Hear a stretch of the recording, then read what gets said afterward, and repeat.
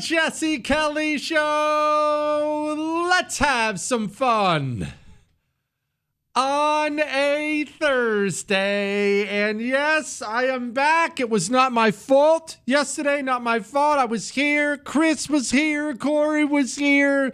And the weather apparently was here and knocked out several city blocks worth of power, and it didn't come back. So it was, well, you had to do the day without me, but I am here, yes. And man, because I missed yesterday, and I had a lot of things to say yesterday, and then things happened today. There are just a lot of things have piled on top. So I guess maybe the easiest way to do this would be, I'll just go through a little bit of a list here for you. The World Economic Forum, global communism.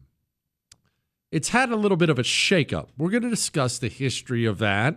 We're going to discuss why it matters, what the plot is. We'll get to that in a little bit. The Biden administration was worse than you can imagine, and part 2 of it would have been positively horrific. Half of young people hate the United States of America. We're going to talk about the communist filtration system. Why is your doctor most likely a dirty commie? Older Americans hate Trump more than younger Americans do. A Venezuelan got snatched up and deported. I find it hilarious. Ketanji Brown Jackson is a moron and a communist. All that. Dick Durbin is retiring. Russia, Ukraine, emails, so much more coming up tonight on the world famous Jesse Kelly Show. Now, sometimes, the monster under your bed is real. Here's what I mean by that. We all have fears. All of us do. Young people do, old people do. Maybe if you're young listening, I know a lot of kids listen. We love that. Maybe you think to yourself, Dad's not afraid of anything. Mom's not afraid. They are. Your fears change, but everybody has them. And some fears are unfounded. They're not legitimate. I said the monster under the bed is real, but it's not, obviously. There's no monster there. There's no boogeyman. My wife, to this day, if I tell her the wolf from that movie Neverending Story is under her bed, she'll run and jump into the bed. She thinks it's there, but it's not there, obviously. But there's a fear you have and a fear I have that is very, very real. And that is that there is a global group of tyrannical communists trying to destroy your country, your prosperity, your entire way of life. And they take massive amounts of wealth and influence, and they dedicate their wealth and influence to that end. They don't really have loyalty to any nation. Their loyalty is to power, to each other, and to destruction. This is not an invention of the internet or of talk radio or of people who wear tinfoil on their heads. It's been real since the inception of communism. You see, what was communism's rallying cry? This is important to understand because this is going to come to the World Economic Forum and what's happening. In fact, we'll bring it all the way back to the United States of America at some point in time. But what was the rallying cry of communism? Workers of the world unite. Workers of the world unite. Not workers of Berlin, not workers of Russia, not workers of America. Workers of the world unite. What was that about? Well, the thinking was, in communism's invention, I'll put it that way, in the 1800s, the thinking was that all parts of the globe, every bit of it, it's all structured wrong. It's all out of order. And doesn't matter what your country is. If we want to destroy the current order, if we want to make things more equal, better for you, spread the wealth around, that kind of a thing, then we have to ignore borders and things like that, religions, whatever. All of us, we have to unite to bring down the entire global order. And you should know that the Soviet Union after the Russian Revolution, after the communists fought a terrible war, won that revolution, they looked around and thought, okay, well, let's begin. And they tried to invade and take over Poland. Poland was going to be the first stop. The Soviet Union had plans to take over and conquer all of Europe. The brave Poles stood up to them and stopped them where they were, and communism didn't immediately spread to the entire globe. But remember, it was always supposed to, and every communist you know, Democrats, every communist you know still wants that.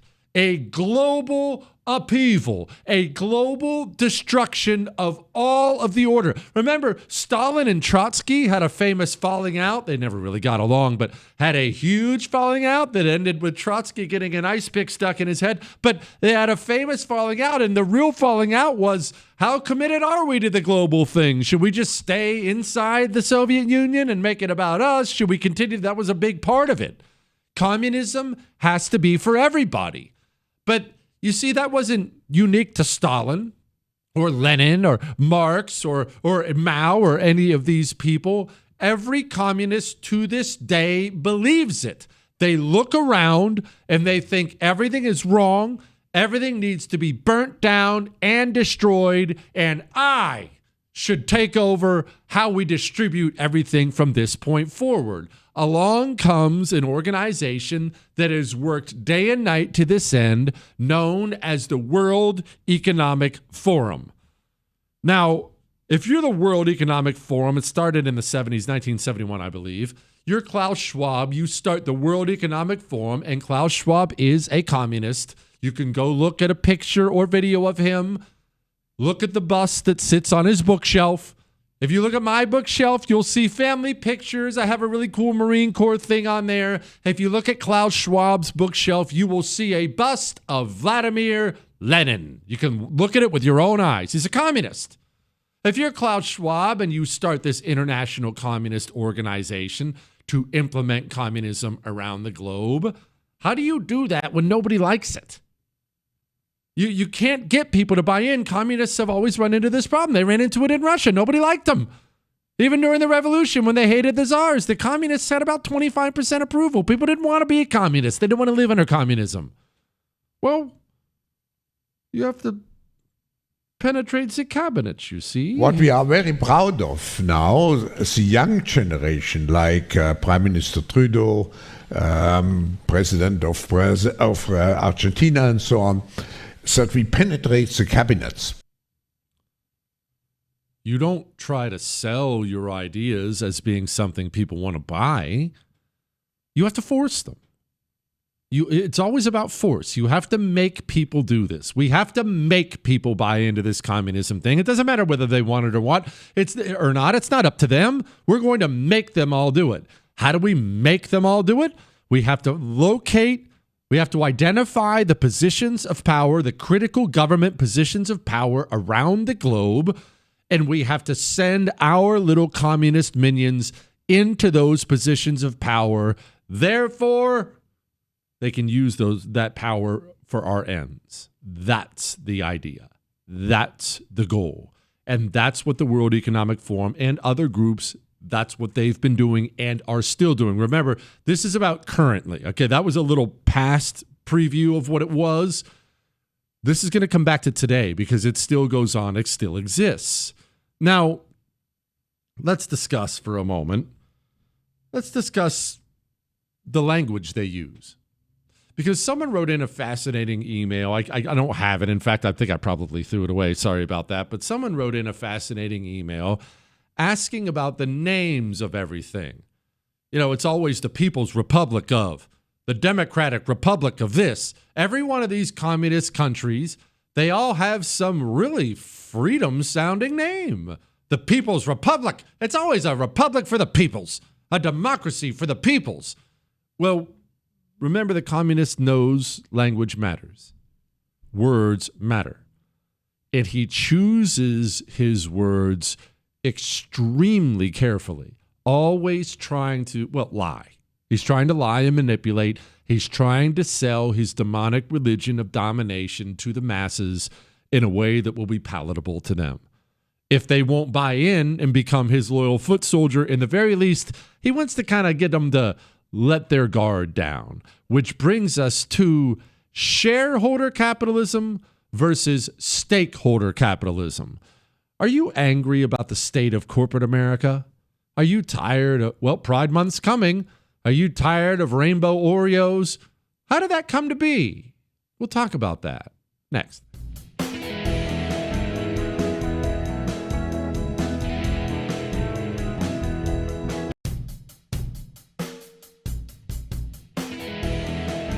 It is the Jesse Kelly Show on a wonderful Thursday, and I almost forgot that tomorrow is an Ask Dr. Jesse Friday, and you need to get your questions emailed in right now to jesse@jessekellyshow.com. All 3 hours dedicated to you and your questions. Ask me anything. It doesn't matter. It doesn't even have to be political. jesse@jessekellyshow.com. Back to global communism and shareholder capitalism versus stakeholder capitalism. Now, I want to caution you against something. I'm going to do the best I can. I know it's my job, but try not to let your eyes glaze over and be bored. I'm going to explain this. It's important to understand what they mean, how they think, how they operate, because they will choose their words carefully. And if you don't identify it and know what they're doing, it will go right by you. Klaus Schwab, head of the World Economic Forum. I want you to listen to this and listen very closely. This is going to come back to America's corporations. Why are they so political now? We have state capitalism. On the other hand, we have shareholder or private capitalism. So it's a clash between two systems. Remember that little part, okay? It's a clash between two systems. He means that. I believe that state capitalism in the short term provides certain advantages because you can mobilize in a concentrated way a lot of resources to reach a specific objective. But I believe that the future is not state capitalism or shareholder capitalism.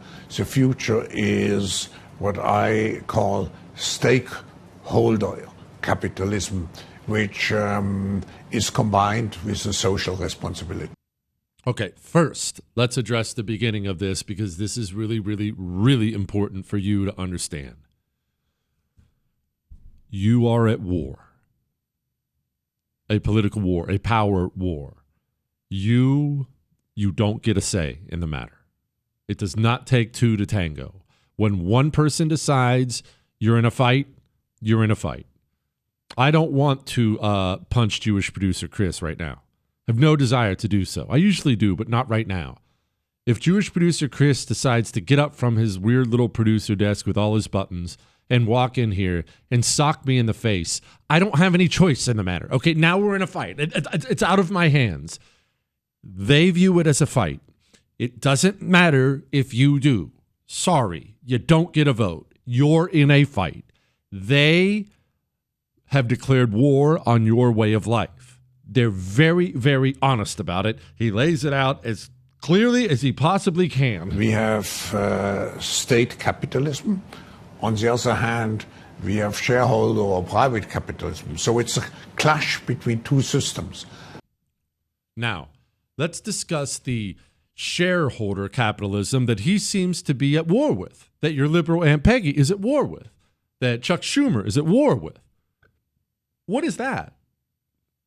Well, let's talk about the corporate world, Fortune 500 companies and things like that, because this can be misunderstood by a lot of people. Did you know that the board, when there's a publicly traded company, we'll call it Coca-Cola. I'm just using them as a placeholder because it's one everyone knows. Coca-Cola. They have, and there's probably a parent company over Coca-Cola. I'm just doing this for simplicity's sake. Coca-Cola, huge company, global company. They have a board. They will have a CEO. He is not the owner. He's the chief executive officer. He's not the owner. He's in charge of the board, the head of the board, but they will have a board. The CEO is part of the board. Did you know that they actually don't have a lot of leeway in what they do with Coca-Cola, and here's why. Well, they're not supposed to. Here's why. Their job, their only job in a free market system is to maintain and, in fact, increase the profit of the shareholders. If I own one share of Coke stock, that board's obligation, whenever they meet, whenever they think, whenever they come up with charts and graphs or whatever, their professional lives are dedicated to me, to making sure my share in Coke either maintains its price, but really that's not it, increases in price. The gigantic company that is Coke and all that incredible financial power that Coke brings in because it's so popular and it's so international, it's not subject to the whims of the latest board, the latest HR, the latest CO. It's not supposed to be subject to any of those things. Its only loyalty, and I do mean only loyalty, is to profit. The profit of the people who own shares in the company. That is what he's describing when he describes shareholder capitalism. And that is why for most of your life, depending on your age, if you're younger, this is not true. But for most of my life, and if you're older than me, for virtually all of your life, corporations have a complete ban on getting political. We don't get political. We're not Democrats. We're not Republicans. Remember, Michael Jordan famously was asked, hey, why don't you get more involved in all this? And he said, Republicans buy shoes too. That wasn't radical. That's how every business did business for most of my life. Up until, I know this is unbelievable if you're young, but up until, I would say 10 years ago, I don't ever remember one time in my entire life a corporation getting political. It never, ever, ever happened because, well, how does that help the shareholder? But Klaus Schwab and his communist minions identified something with the corporate world, something they wanted. That we will get to next.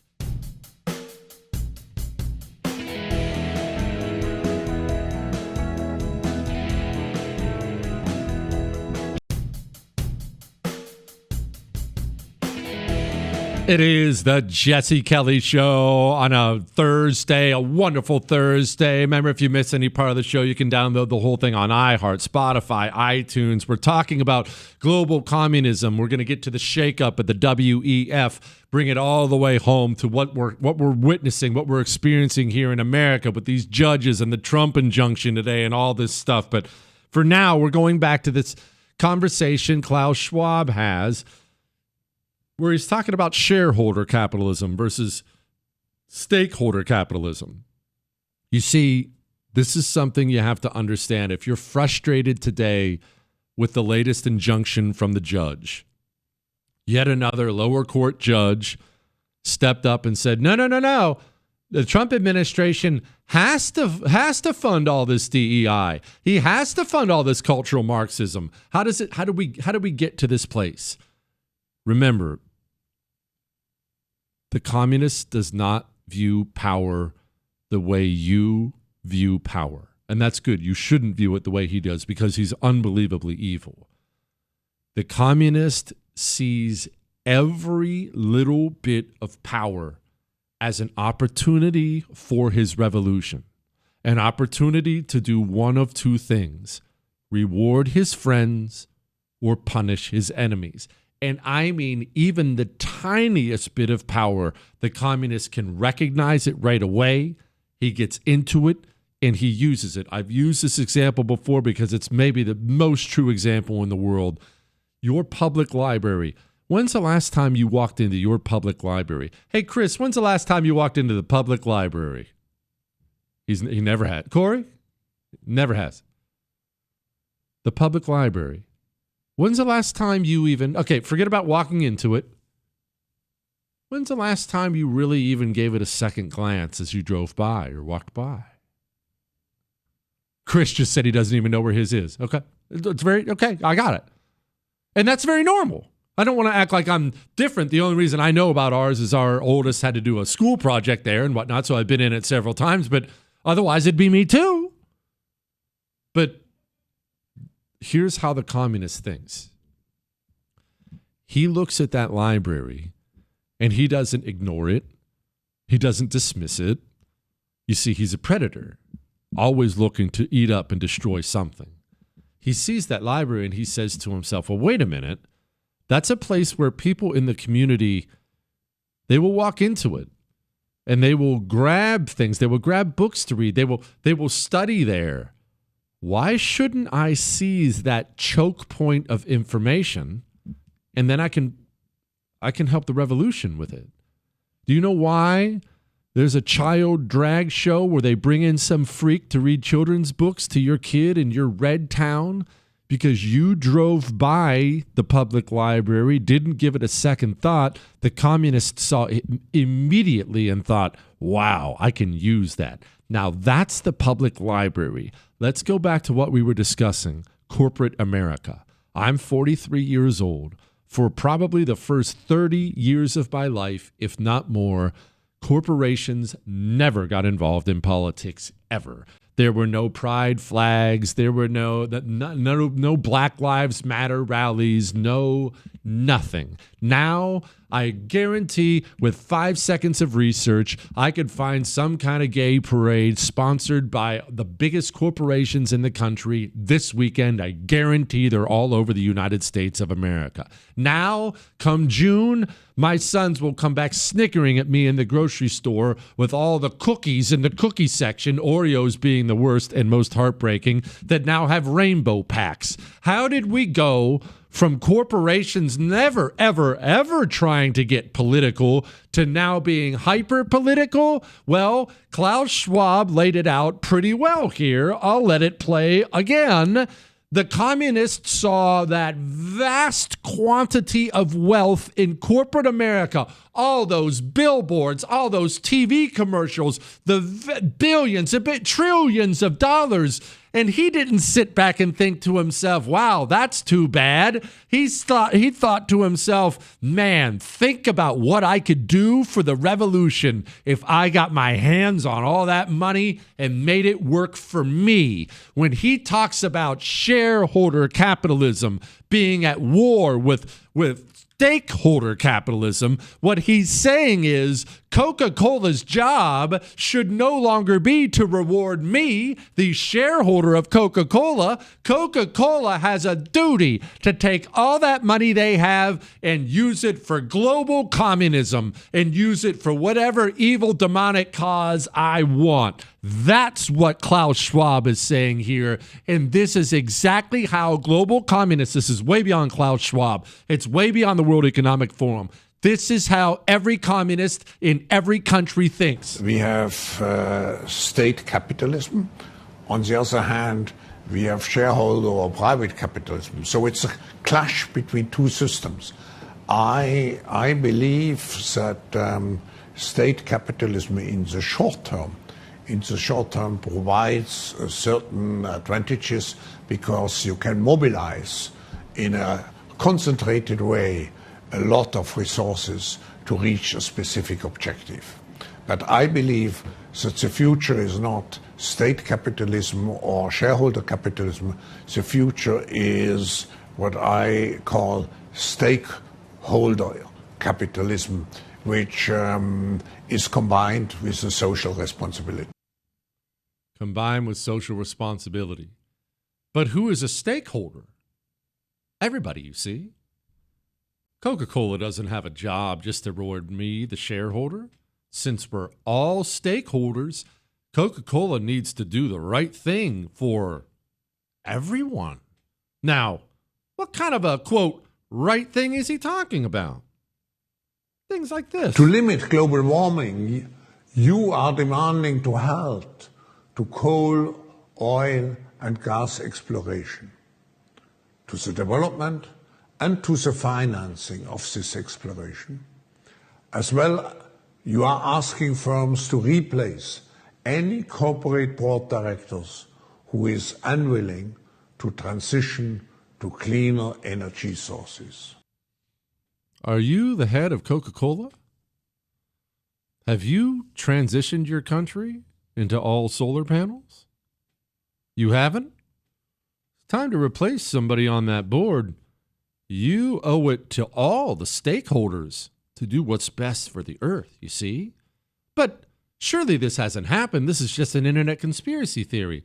Allow me to reintroduce you to Larry Fink. He's the head of BlackRock. There are 3 finance giants who control roughly $20 trillion in money. That's big boy money. BlackRock, Vanguard, State Street. Hey, head of BlackRock, are you implementing this shareholder capitalism? Well, behaviors are going to have to change, and this is one thing we're asking companies.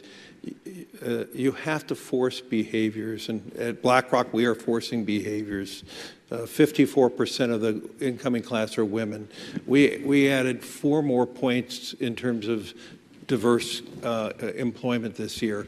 You know, what we are doing internally is if you don't achieve these levels of impact, your compensation could be impacted, okay? We're doing the same thing. And so it's just, you have to force behaviors. And if you don't force behaviors... Thank you. That'll be fine. The system is not something some filthy communists with the James Bond accent came up with. It's been implemented. And it didn't go away because we won an election in November. It has been implemented. It's everywhere now. Now you drive down the road and the Coca-Cola ad, instead of it being Mean Joe Green sucking down a Coke after the Super Bowl, now it's somebody sucking down something else. It's awful. What, Chris? I didn't say anything wrong. It's fine.